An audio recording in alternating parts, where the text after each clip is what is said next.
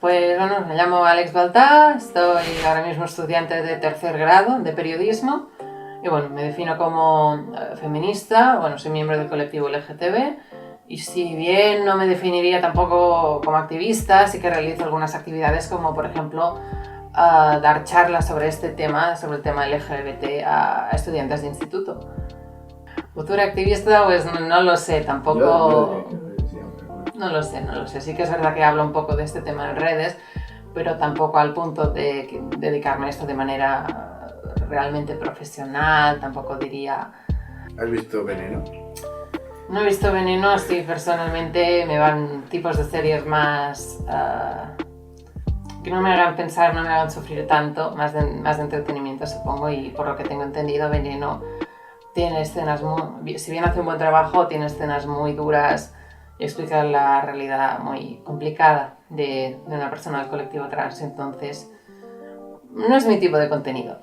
Hombre, pues va un poco por casos de hasta hace poco ha sido muy escasa, te diría, y lo que había siempre, pues el tipo de estereotipo chiste, ¿no? Que te meten el personaje gay en la serie para hacerte el chiste de que es un promiscuo o hacer sentir incómodo al protagonista por intentar ligar con él, ¿no? Una tontería así es lo que era habitual hasta ahora. Y te diría que ya durante los últimos quizás 5 años es cuando la cosa ha ido más, ha ido mejor. Y si bien evidentemente es escaso, creo que recientemente hay más representación positiva, que lo presenta como una cosa absolutamente normal y que ayuda a que la gente del colectivo se sienta visible y que lo suyo no es una cosa rara. A ver, en el caso del colectivo trans pasa que, digamos que estamos menos avanzados que las otras 3 letras del colectivo, ¿no? La L, la G y la B. Y entonces te puedes permitir mucho más añadir, por ejemplo, a una serie una pareja lesbiana, una pareja heterosexual, sin ningún otro comentario al respecto, porque la gente ya cuenta con un mínimo de formación para no necesitar que la serie le explique en su cara qué está pasando en esta escena, ¿no? Y claro, en el caso de la gente trans, la desinformación es enorme, es muy grande. Y quizá ahora mismo, hasta que estemos en una situación más decente, estaría bueno coexistir ambos casos, ¿no? O sea, una serie como La Veneno, una serie que trata el tema trans sin necesariamente ser tan dura de ver, ¿no? Pero que coexistan estas series donde a través de... O sea, sí que se obvie esta condición de que un personaje es trans y de manera respetuosa se use para educar a la audiencia, por ejemplo. Y luego también ya más para el propio colectivo en sí, creo que sí que es bueno que también hay estos casos donde se presenta el personaje y que el hecho de que sea trans es una cuestión completamente trivial para la trama, ¿no? Por ejemplo, así como con las parejas gays lesbianas salen en pantalla como si nada y tú ya te lo van a entender, puede aparecer este personaje que su condición de trans no tiene absolutamente nada que ver con la serie, simplemente el personaje es trans y punto. Y simplemente a través de alguna cosa muy tonta, como que en una escena le ves tomándose sus pastillas, ¿no? Sus hormonas, ya te lo dirían y sabes que este personaje es trans o en algún momento de forma muy casual puede mencionar algo respecto a ese tema, pero no se le da más importancia. Yo creo que, o sea, para el colectivo esto es muy bueno porque ayuda a tener una representación positiva y que para que ver un personaje trans no te tengas que meter en una serie como La Veneno, que, o sea, a mí me pasa también esto, que tampoco tengo ganas de ver a una persona que ha estado en mi situación y que su situación es muy complicada, ¿no? Y que ver a una persona trans pasándolo tan mal. Y también eso, es muy bueno para el colectivo tener una experiencia positiva, mundana, absolutamente normal, con un personaje totalmente normal y que simplemente es trans y no se le da más importancia, porque digamos que eso es a lo que se debería aspirar en sociedad, ¿no? Entonces es positivo tener eso. ¿Te defines del colectivo queer? Queer es incluir todas esas experiencias que se salen de lo que sería la cis-heteronormatividad, ¿vale? Porque esto es lo que tenemos en nuestra sociedad, ¿no? Donde ser cis, es decir, que no eres trans, y ser heterosexual es la norma, y seguir los roles de género son la norma. Entonces, digamos que queer, en principio, recoge todas las experiencias que se salen de esto, por lo cual generalmente o estrictamente puede ser un sinónimo de LGBT, o también le puedes añadir algunas experiencias como gente cis-hetero que se sale también de los roles de género y tiene una expresión diferente. Así que, por definición, digamos que sí. A ver, yo creo que personalmente te diría que con teoría queer hay dos problemas. La primera es que queer, ¿vale? Es una palabra, lo que en inglés se llama un slur, ¿vale? Sí, o sea, una palabra ofensiva que, aunque ahora la tenemos más normalizada, históricamente se ha usado de la misma forma peyorativa que maricón, que bollera, que travelo. Quizá, por ejemplo, travelo será más bestia aún, ¿no? Será más chunga, pero es una palabra que hace sentir incómoda a cierta gente del colectivo por su pasado ofensivo, y aunque haya gente que se la reapropie, creo que no va muy bien para definir esta teoría de la ideología del colectivo, porque también implica que esta palabra la van a utilizar gente de fuera. Es un poco lo mismo de que si eres hetero mejor no uses maricón, porque por la connotación histórica de la palabra. La otra razón por la que no me gusta es que dentro del colectivo feminista, el grupo transexclusivo, que es el que llamamos TERFs, ¿no? Lo han usado de manera despectiva para referirse a la ideología LGTB como un sinsentido, un ataque a las mujeres y otras idas de olla, ¿vale? Sí, te lo digo directamente. Por lo cual ahora ya le han añadido una connotación peyorativa más, y es un poco que cuando alguien dice teoría queer, inmediatamente mi cerebro va a este grupo que se llama feminista, estas TERFs. Entonces creo que teoría LGBT es un término más limpio. A ver, si una idea se radicaliza en el sentido de que se vuelve más extrema, claro, es un poco subjetivo todo, ¿no? Como con la opinión política. Pero si no implica una posición dañina o que pretende el odio hacia ciertos grupos, por ejemplo, la radicalización no es necesariamente negativa. Y de hecho el RADFEM, o sea, el original, el que tiene sus orígenes en los años 60, si no me equivoco, yo personalmente siento que sus ideales están bien, ¿vale? Porque digamos que lleva más allá los principios de las primeras dos olas, que era lo de que las mujeres puedan votar y que las mujeres sean reconocidas como iguales legalmente. Y el RADFEM ya, digamos que es como una corriente creo que de la tercera ola, si no me falla la memoria, que lo que busca es ya atacar a las situaciones patriarcales machistas que se dan ya en la vida cotidiana, en la vida intrafamiliar, en las relaciones interpersonales, y busca erradicar esta opresión. De ahí la frase de lo personal es político, de que el RADFEM defiende que estas situaciones machistas de opresión y oprimido, de diferencia de poder, se dan hasta a nivel personal. Entonces, de entrada, el RADFEM limpio de base está bien. Yo te diría que está bien y que es una corriente que se puede combinar con el feminismo interseccional, por ejemplo, y no tiene ningún problema, así de entrada. Feminismo interseccional, nunca me lo han definido, supongo que es lo que yo entiendo como transfeminismo.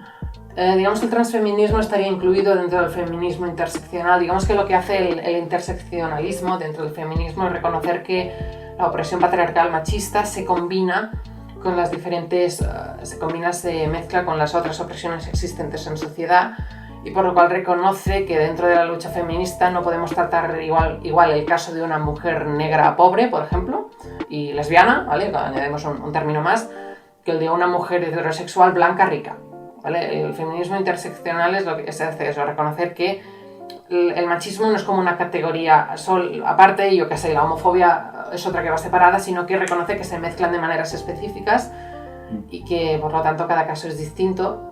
Y sí, una de las cosas que hace es, por ejemplo, analizar cómo se mezcla el machismo que puede sufrir una mujer trans con la transfobia. Hablamos de transmisoginia en este caso. Wow.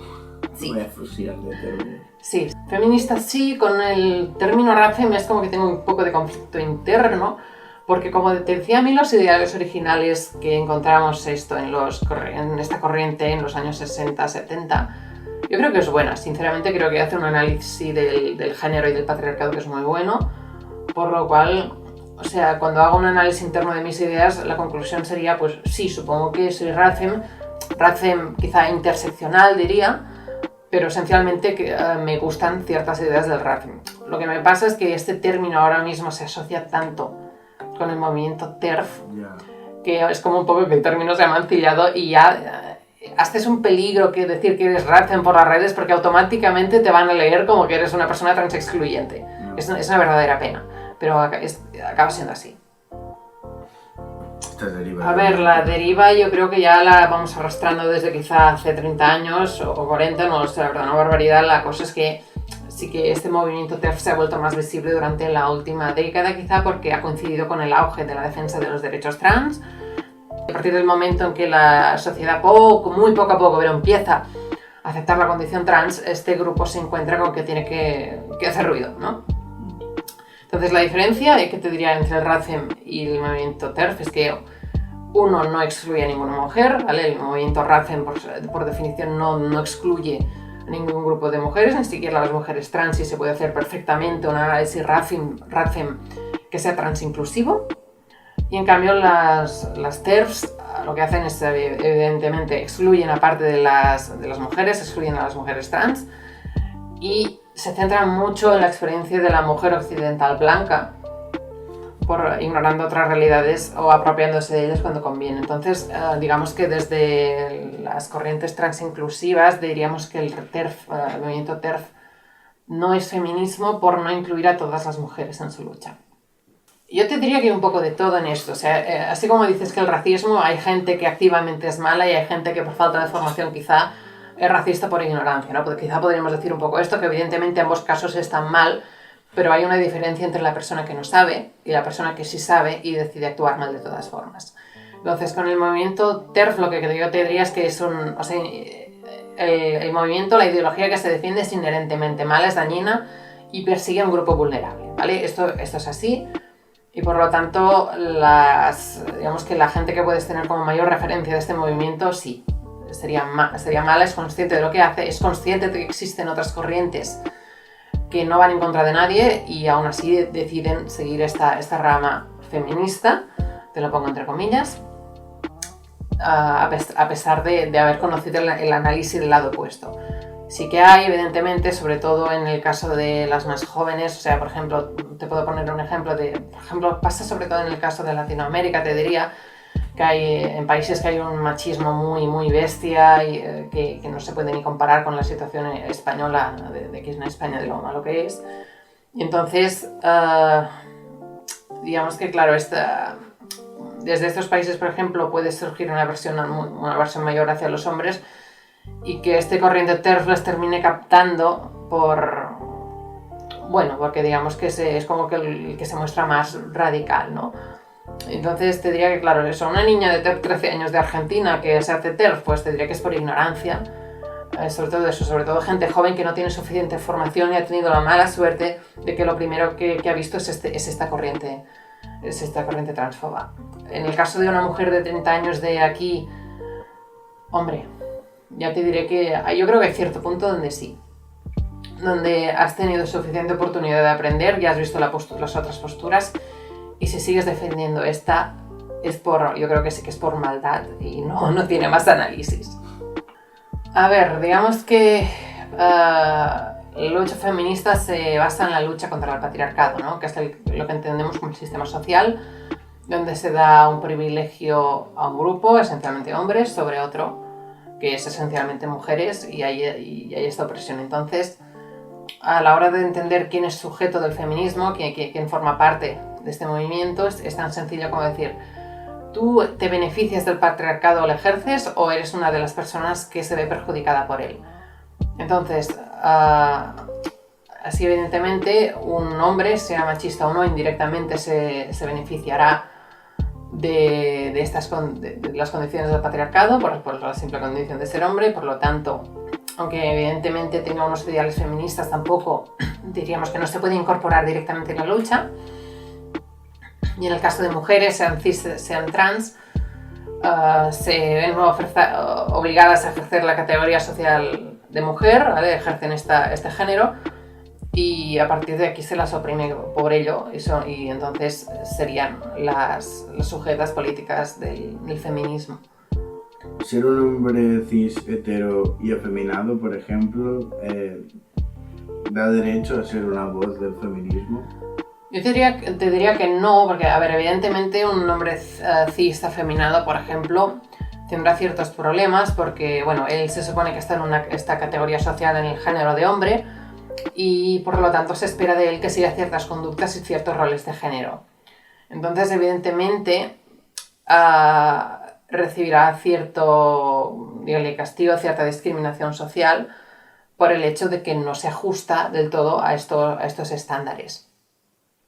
Así que, en cierto modo, o sea, de hecho es que en este sentido el patriarcado perjudica a los hombres porque les obliga a seguir una conducta específica, pero aún así se siguen beneficiando de ello, porque un hombre afeminado, por mucho que le puedan mirar un poco mal por el hecho de que no sea masculino, seguirá teniendo, por ejemplo, más ventaja que una mujer en una posición de trabajo, ¿vale? Por ejemplo, en el tema de la división del trabajo, seguirá encontrando ventajas, su opinión se verá más válida, más importante que la de una mujer, y sí que quizá, a ver, no es bueno hacer una escala de jerarquías del oprimido al opresor, ¿vale? De quién tiene más privilegios. Sí que podríamos decir que un hombre cis femenino se encontrará en una situación un poco más, con menos ventajas que un hombre cis masculino, pero sigue habiendo un trecho significativo entre el hombre cis femenino y la mujer, sea cual sea. Bueno, esto va relacionado con la paranoia que se ha montado las TERFs de que los hombres disfrazados de mujeres invaden sus espacios no sé cuántos. A partir de este miedo, digamos que entran en contradicción con su propio argumentario e intentan limitar los espacios feministas a aquellas personas que ellas consideran que entran dentro de lo que es ser mujer. Y para hacer esto, lo que hacen es, por ejemplo, juzgar el físico, juzgar la actitud. Y si una mujer es demasiado agresiva, por ejemplo, o si una mujer no tiene un físico muy femenino, les entra la paranoia y la pueden acusar de ser trans, de que sean del sexo masculino y que no son una mujer. Esto es muy, o sea, han entrado en una contradicción donde supuestamente el Ratchem defiende la abolición del género, que se considera como categoría social, abolición total de los roles de género, de lo que se espera de cada persona según su sexo. Y si bien este se supone que es el ideal que defienden en teoría, a la práctica terminan defendiendo dichos roles y estereotipos con el objetivo de limitar quién entra dentro del colectivo por su paranoia que entre gente que según ellas no forma parte del grupo feminista, de la persona que, de toda esta gente que sí que entra dentro del movimiento por ser oprimida por el patriarcado. Me estaba poniendo casos tipo violadores que se hacen pasar por mujeres para entrar en cárceles de mujeres y estas cosas.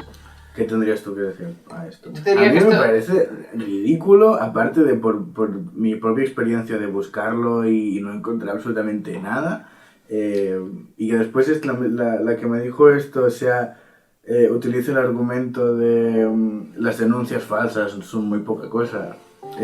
Bueno. Sí, es que acaba siendo lo mismo. Si lo has buscado habrás visto que quizá hay 2 casos en Google de no sé cuántos millones de hombres hay en el mundo, pero 3 billones y medio, ¿no? 3.000 millones y medio. Es absurdo, es eso, es que se defienden una realidad que no existe. ¿Vale?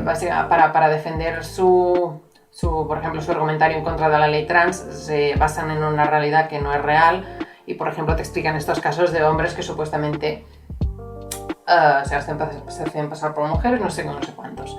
Y esto, al final, eso ignora una realidad de que ninguna persona trans desea ser trans o como mínimo pasar por todos los problemas sociales que tenemos, ¿vale? O sea, porque es como que ignoran un poco el hecho de que ser una mujer trans es muy complicado y llegar al punto de que dicen de cambiarse legalmente el sexo, por ejemplo, son pasar por 2 años de hormonas y luego hacer un procedimiento horroroso legal que son meses y meses, y luego al final para que sufras una opresión social importante si alguien descubre tu condición de trans o si tienes la mala suerte de que por tu cuerpo no puedes esconderlo, ¿no?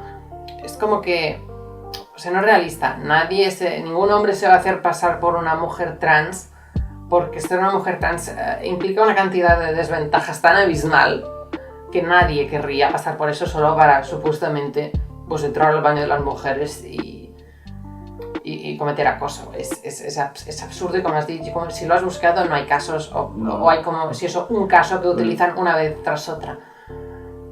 es eso, es un procedimiento tan complicado, implica tantas desventajas que no es lógico.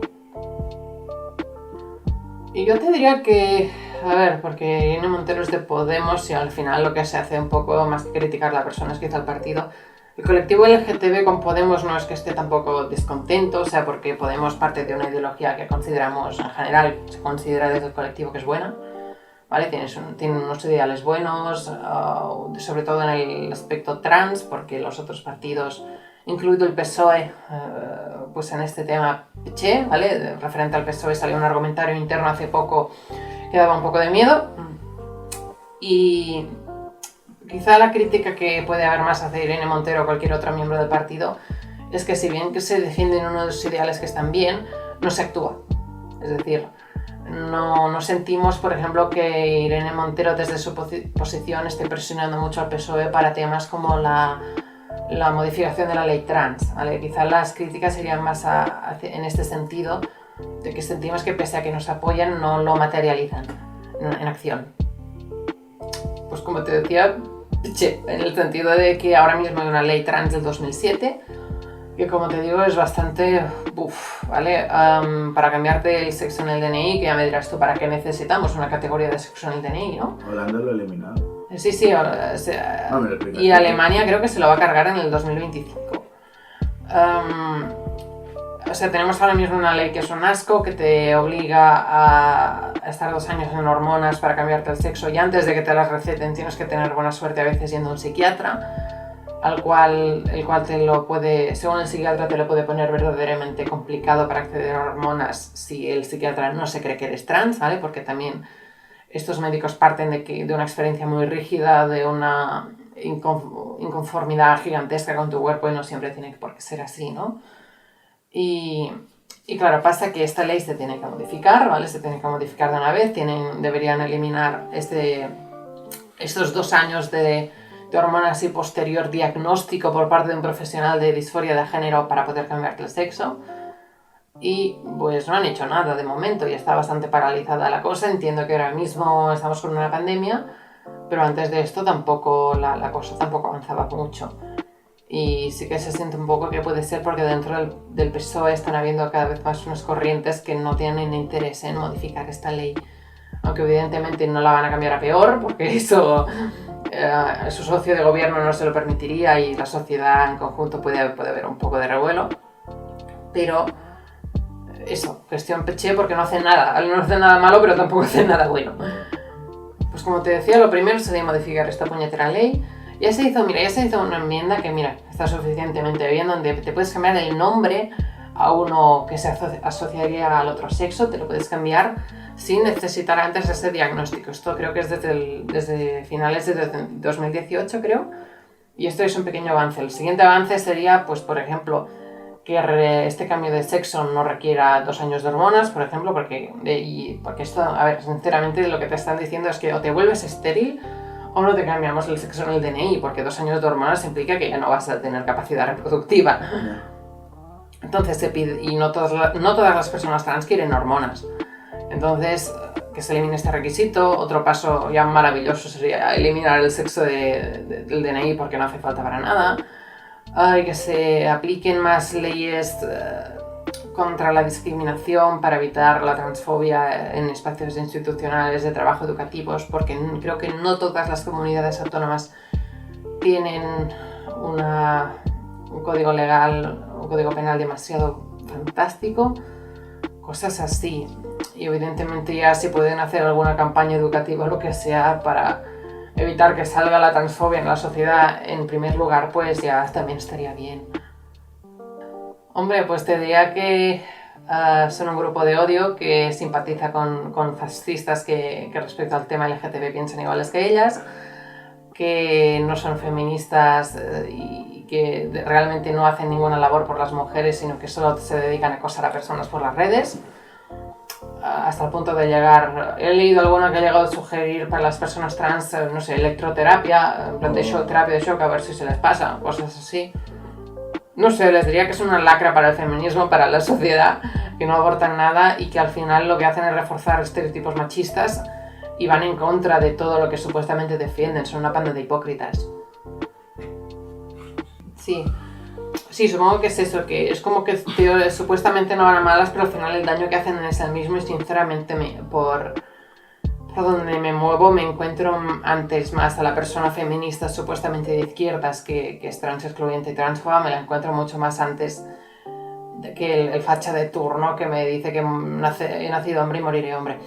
Yo creo que es que especialmente me enfada porque el facha, o sea, el facha no se esconde, ¿vale? O sea, el facha te dice, te suelta todo el odio y no se esconde, dice, yo creo en esto. Pero las TERFs hacen una campaña de odio abismal contra las personas trans y luego dicen que están a favor de nuestros derechos y que debemos defenderlos a través de nuestra lucha y que hacen cosas como incluir a los hombres trans en el feminismo y cosas así. Pero me enfada mucho la hipocresía que tienen.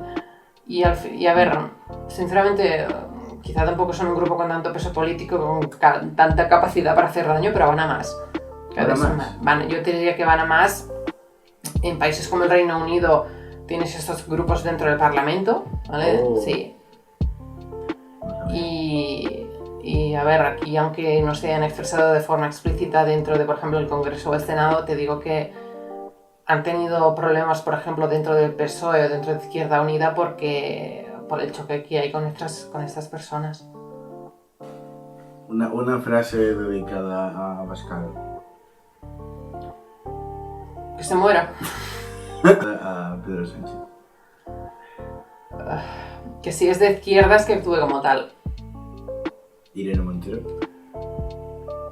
Que si puede que haga un poco más aparte de decir cosas en el Congreso y que eso se transforme en proyectos de ley y en cambios en la legislación. No hay ninguna TERF así famosa. Ana Prats. Sí, Ana Prats es una de las famosillas. ¿Qué le dirías? Así rápido. No sé, que se meta en un agujero y no salga. ¿Existe el bien y el mal? Hombre, al final la moralidad es una invención humana en cierto sentido, ¿no? Pero pasa que si digamos que la moral humana quizá ha demostrado... O sea, existe en el sentido de que es una construcción social, pero la mitad de nuestra realidad también lo es. Y relacionado con esos temas, el género es una construcción moral de la misma forma que lo es toda la economía o es la moral. Así que te diría que sí, dentro de nuestra realidad humana existe el bien y el mal, aunque no sea un objeto material, porque eso, la mitad de nuestra realidad no es material. Esas son ideas. No sé, te diría un poco que ya te lo he explicado un poco todo con diferentes cachitos. Solo que claro, es un poco que ojalá lo que está ocurriendo poco a poco pues ocurriera más deprisa, porque realmente me da pena y en mi caso, dentro de lo que cabe, aún he tenido suerte, ¿vale? Porque nadie me va a decir nunca nada por la calle por mi condición de ser trans, porque he tenido la chorra que físicamente no se nota, ¿vale? He podido cambiar la voz y todo, pero luego me veo con ciertas amigas que lo pasan mal y es un poco que... O sea, mi único deseo es que lo que ocurre tan lentamente es que se acelere de una vez, realmente. Y sobre todo sobre todo en el caso del colectivo trans, porque sus derechos están bastante atrasados en comparación con las otras tres letras, aunque ellas también tengan sus derechos atrasados en comparación con la gente heterosexual, ¿no? Pero bueno, es un poco que... Hasta dentro del colectivo la gente trans recibe discriminación y es una pena, porque bueno, se supone que deberíamos ir todos a una contra el mismo sistema que nos perjudica a todos.